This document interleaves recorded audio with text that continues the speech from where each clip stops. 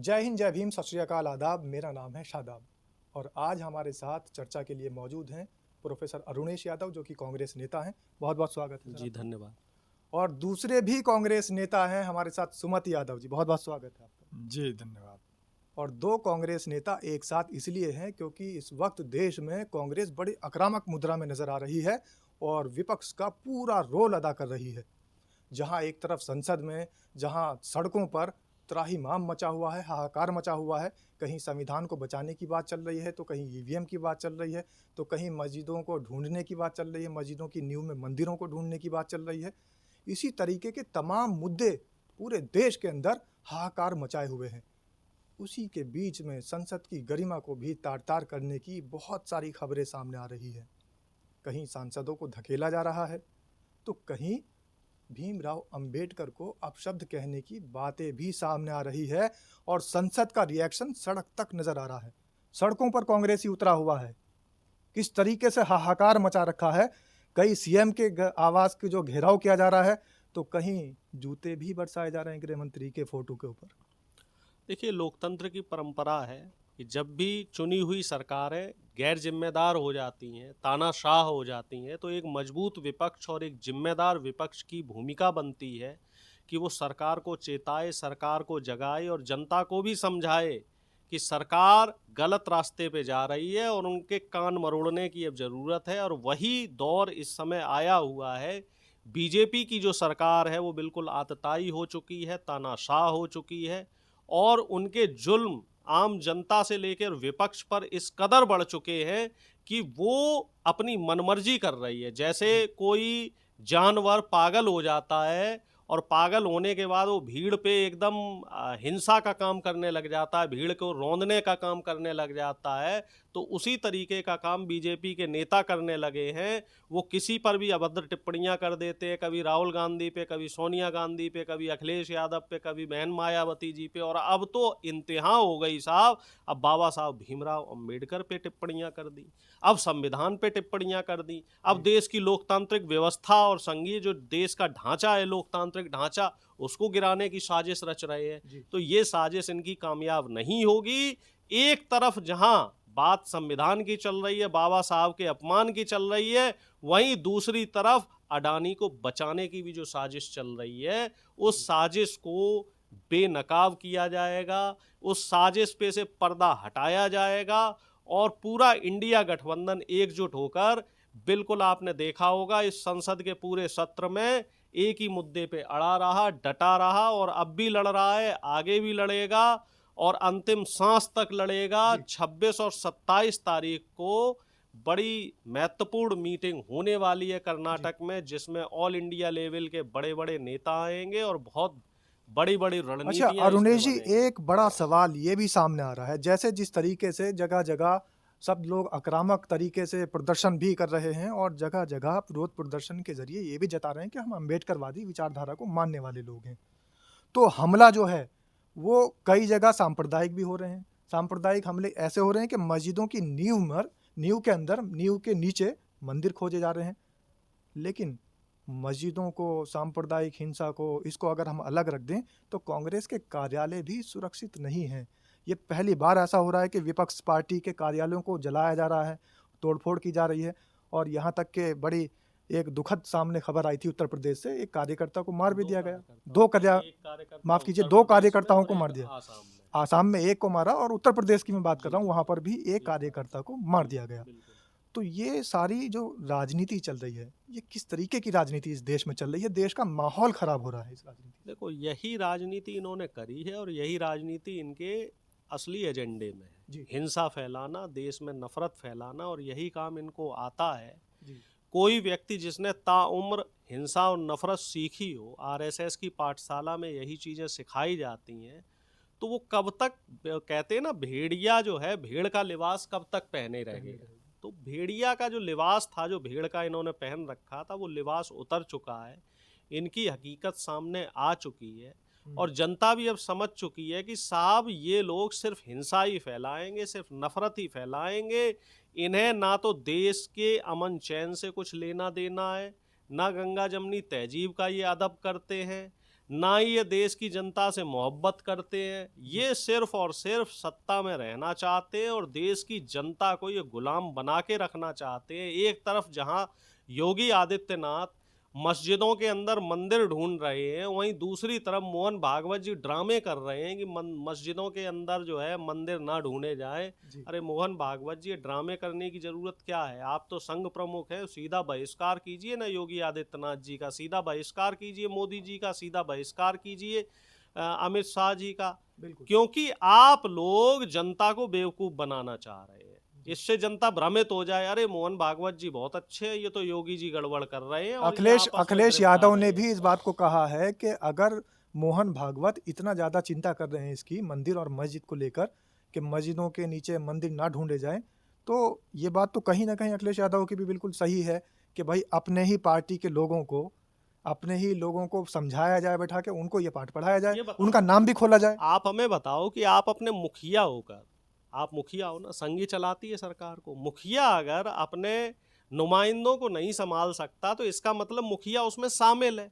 जी। या मुखिया की अब बात कोई नहीं सुन रहा है तो मुखिया को रिटायर हो जाना चाहिए। जी। तो दोनों ही बातें नहीं चलेंगी। जिस तरीके का आप ड्रामा फैला रहे हो, अखिलेश जी ने उस बात को उजागर कर दिया जी। है। तो मतलब वन साइड स्टैंड लेना पड़ेगा।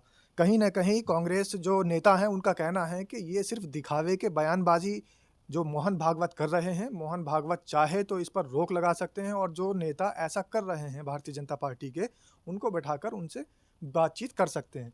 सुमति जी, क्या मानते हैं आप, जिस तरीके का माहौल पूरे देश के अंदर फैला हुआ है, एक तरफ अंबेडकर जी को लेकर, बयानबाज़ी को लेकर चारों तरफ हाहाकार मचा हुआ है, उधर अगर अडानी को बचाने की कोशिश भी लोग कह रहे हैं कि ये सब जो षड्यंत्र रचा जा रहा है, ये जो संसद के अंदर संसद की गरिमा को तार-तार किया जा रहा है, तो कहीं न कहीं मुद्दों से भटकाने की सब साजिश है? अडानी का मसला अंतर्राष्ट्रीय मसला बन गया था। इनकी बहुत बेइज्जती हो रही थी अंतर्राष्ट्रीय स्तर पे, तो इन्होंने लोगों का ध्यान भटकाने के लिए ये नया शगुफा लेके आए। लेकिन क्या होता है ना, कभी-कभी जो आदमी के अंदर मन में होता है वो ज़ुबान पे भी आ जाता है। जी। तो ये इतना नहीं बढ़ाना चाह रहे थे, लेकिन इनकी बात वो निकलते-निकलते निकल गई। जी। तो आप मान लीजिए मतलब इनका दिल की बात असली ज़ुबान तक दिल आ की गई। बात ज़ुबान पे आ गई। और असली गुजरात मॉडल यही है, जिस मॉडल के तहत लोग विकास ढूंढ रहे थे, जी। वो विकास है नहीं कहीं, ये यही विकास है इनका गुजरात में, मतलब यही आपका किया है मानना इन्होंने। ये है कि गुजरात का जो कांड हुआ था, वो सुनियोजित तरीके से किया गया था? कतई ही कहीं कोई भ्रम नहीं रखना चाहिए। ये बहुत षड्यंत्रकारी लोग हैं, ये षड्यंत्र रचते हैं। आप देखिए राहुल गांधी जी के खिलाफ कैसा षड्यंत्र कर रहे हैं। जी। कितनी मर्यादा में रहने वाला वो व्यक्ति है। आप मान लीजिए वो अपने आप में एक उदाहरण है, जी। और उस पे ये लांछन लगा रहे हैं, एक महिला के द्वारा लांछन लगवा रहे हैं। तो ये तो बहुत घिनौने कृत्य कर रहे हैं। एक तरफ आप देखिए कि रूस जैसा देश अपने लोगों के लिए कैंसर की वैक्सीन बना रहा है, और दूसरी तरफ देखिए हमारे यहाँ हॉस्पिटल में लोग जल जा रहे हैं। जी। मतलब हमारे यहाँ इतनी भी व्यवस्था नहीं है कि हॉस्पिटल में भर्ती हो जाए आप तो सही सलामत आपका इलाज हो जाए। लेकिन चूंकि लोगों का ध्यान उधर न चला जाए, तो यूपी में योगी बाबा क्या कर रहे हैं पता है आपको? जी। जो कुएं बंद पड़े हैं उन कुओं को खुदवा रहे हैं। अरे बाहर है योगी बाबा, थोड़े से बुंदेलखंड की तरफ चले जाओ ना, वहाँ तो लोगों को पीने की समस्या है, कुएं खुदवा दो साहब बुंदेलखंड के सारे, जो है मतलब पीने ये की है। पानी की समस्या दूर हो जाए लोगों जी। की। तो ये लोग अपने हक हकूक की बात न करें, लोग बस उसी में उलझे रहें। तो ये एक षड्यंत्र के तहत लोगों को ऐसा घुमा रहे हैं गोल गोल।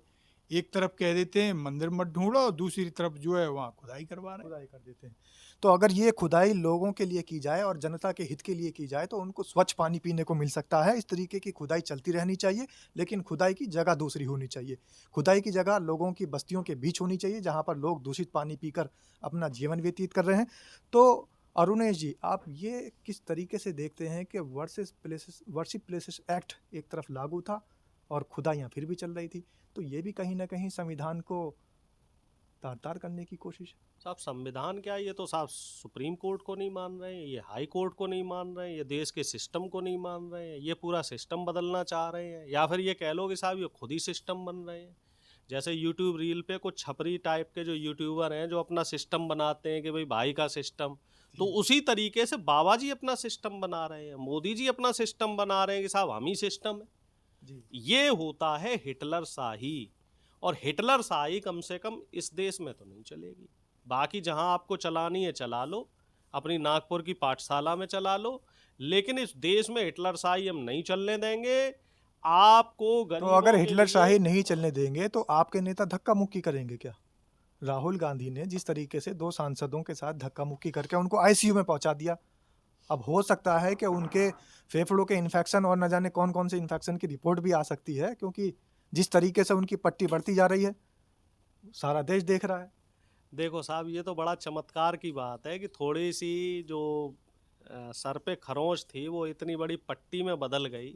और ऐसे चमत्कार मोदी जी ही करवा सकते हैं। जब डॉक्टर की रिपोर्ट कह रही है कि बीपी नॉर्मल है, चोट नॉर्मल है, सब कुछ नॉर्मल है, तो आखिर वो आईसीयू में बैठ के कर क्या रहे हैं? जी। डॉक्टरों ने खुद बोला है।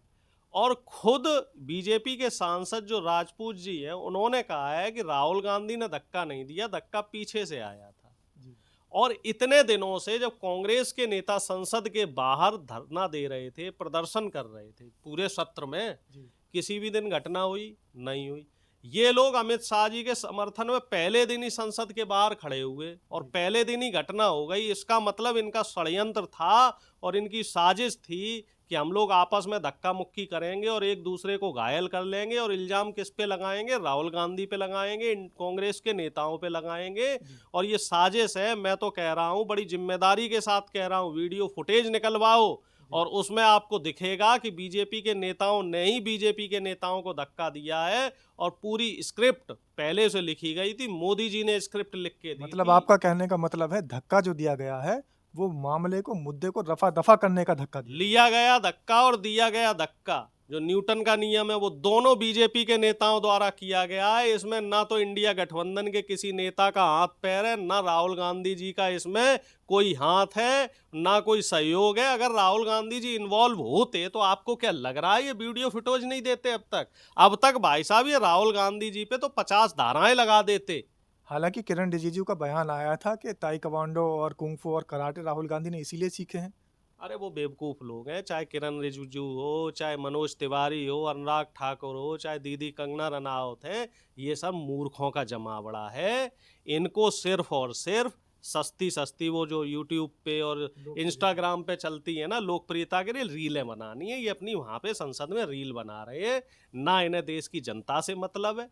बताइए कितना पैसा खर्च होता है संसद के एक एक मिनट की कार्यवाही पे, उसकी चिंता ही नहीं है। संसद ही नहीं चलने दे रहे हैं, देश के लिए काम नहीं होने दे रहे हैं। और इल्जाम किस पे लगा रहे हैं? कह रहे साहब विपक्ष नहीं करने दे रहा।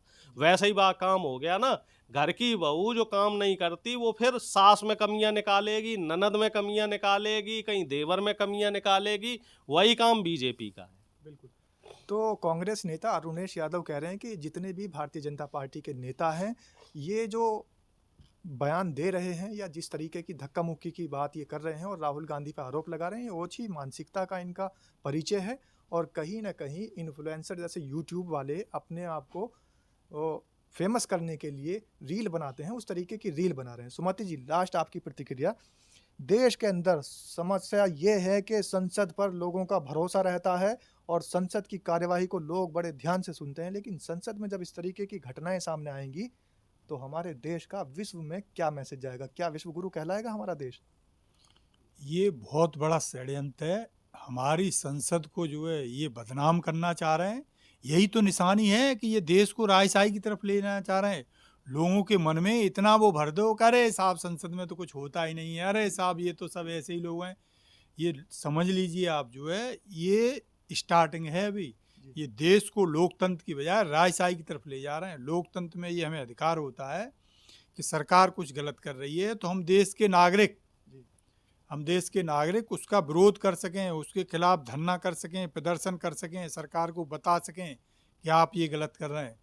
दिल्ली में एक जगह होती है जंतर मंतर, आपको पता हो, वहाँ हमारी जो है बेटियाँ धरना दे रही थी, तो इन्होंने वहाँ से भी खदेड़वा दिया था। तो चलो लोगों को ये आस जगी कि अब हमने जो चुन के प्रतिनिधि भेजे हैं वो जंतर मंतर पर धरना नहीं देने दे रहे, तो ये कम से कम वहाँ लोकसभा के बाहर दे रहे हैं जो है। तो अब ये देखो लोकसभा के बाहर भी नहीं आवाज़ उठाने दे रहे हैं। अरे भाई, ये जो सांसद हैं ये 15 से लेके 18 लाख लोगों के प्रतिनिधि हैं। ये वहाँ लोगों की बात कह रहे हैं, लेकिन नहीं साहब, जो है हिटलरशाही से देश को चलाना है, तो देश के लोग आगाह हो जाएं। अब जो है ये मुझे लग रहा है लोकतंत्र को अब ये राजशाही की तरफ ले जाने का पूरा एक षड्यंत्र है इस गुजरात लॉबी का। जी, ये बात कर रहे हैं कांग्रेस नेता कि गुजरात लॉबी हावी है और गुजरात लॉबी पर जो और विपक्षी दल हैं वो भी आवाज़ उठा रहे हैं, और साथ में जो भारतीय जनता पार्टी के साथ सहयोगी दल हैं जो सरकार में उनके साथ समर्थन लिए हुए हैं, उन पर भी एक निशाना कस रहे हैं कि कहीं ना कहीं वो भी सुधर जाएं, वो भी संभल जाएं। उनको भी आगाह कर रहे हैं कि गुजरात लॉबी एक्टिव हो चुकी है। हालांकि आवाज़ की बात है, अभिव्यक्ति की आज़ादी सबको है, लेकिन आवाज़ ही दबाई जा रही है, और आवाज़ को दबाने के लिए धक्का मुक्की जोरों शोरों से है। इस धक्का मुक्की का आप किस तरीके से कैसे इसको देखते हैं, और ये जो धक्का मुक्की आज सदन में चल रही है, क्या ये धक्का मुक्की सड़कों पर एक बड़ा विकराल रूप ले सकती है? कमेंट के माध्यम से ज़रूर बताएं। धन्यवाद। धन्यवाद। धन्यवाद। शुक्रिया जी।